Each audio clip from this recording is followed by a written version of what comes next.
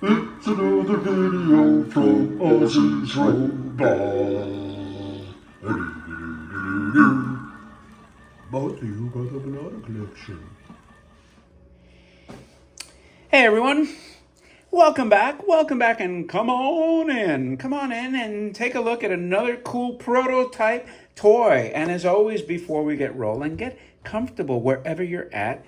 If it's morning, I always suggest that you grab your coffee and stir it, sweeten it, maybe clank it a bit, and add some milk or cream if you're so inclined, or if it's tea and honey, whatever it is, and get a snack in the other hand, just so you can focus and have energy, some carbs, some calories to burn, so that your brain has fuel and you can pay attention. Because now I'm in control of this screen. So as you kick back in your cozy chair or your cubicle chair or whatever kind of chair you're in, maybe it's the lazy boy recline. Maybe it's one of those theater style seats I have with the little push button remotes where you can expand it and retract it.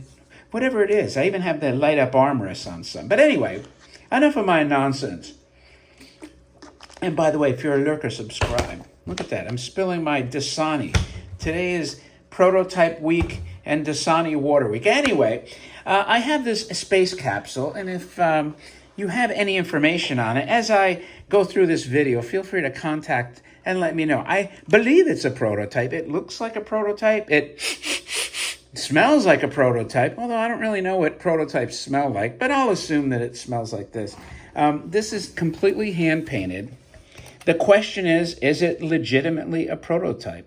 How do we tell? I mean, it looks to be in the style of the Japanese hand painting, but who knows? Who knows, right? How do we determine this? Look, this is all hand painted. How do we determine if some clever artist can just duplicate this and say, hey, I made a prototype?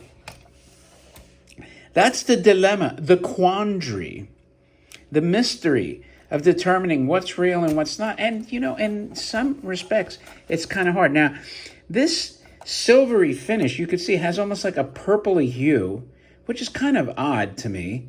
But it's consistent. You know, the style is consistent with the hand-painted prototypes that I've seen. But that, again, doesn't necessarily prove anything.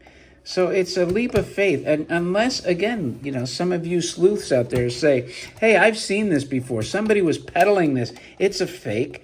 If that's information, then you would have to let me know. And then I'll have to, you know, go back to the seller and say, guess what? You owe me the mother of all refunds. But let's assume, for the sake of this video, that this is legitimately a prototype.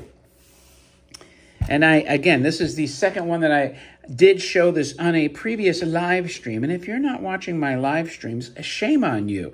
Now, I am trying to determine the best time to actually show them, a consistent time.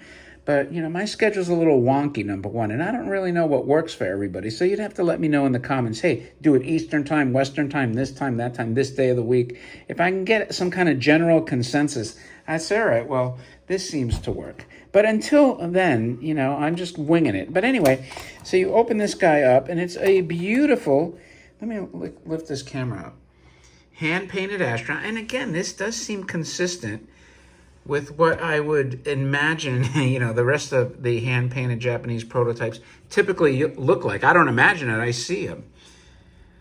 You know, again, you know, can an artist, I know that, you know, there's a dealer in the Netherlands, he gets stuff hand-painted all the time with good litho details. So my only question of this is, why would you have a prototype of this space capsule? So these are the questions, you know, that you have to determine. But to me, the level of detail on this, you know, it just seems to indicate that it's likely a real deal prototype. Because why would somebody go through all the trouble of doing this? I mean, an artist would have to, you know, take this thing apart, do it. I mean, but again, we don't know. We don't know. Now, this is also a working prototype, which I don't know if that's good or bad, but I did put batteries in here. So let's turn it on and see what he does as soon as I find the switch. Switches on the side here. And the light's not working.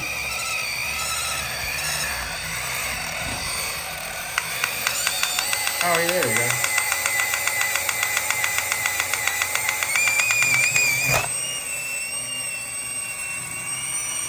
Nice whistling sound.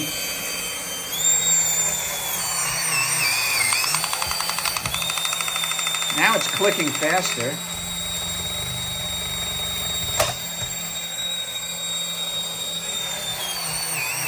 I guess we lubed up the gears, or freed them anyway.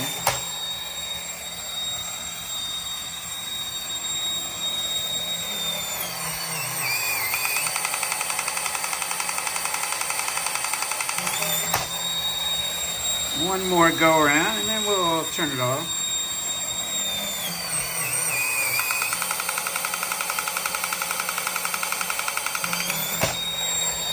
Yes, it is pretty cool. Pretty cool. Give you the top view. Anyway, that's really all there is to say about this. Give it a good angle. You know what? Probably open it up. That's the best angle. There we go. Anyway, let me know what you think of this pretty cool prototype space capsule by Horikawa.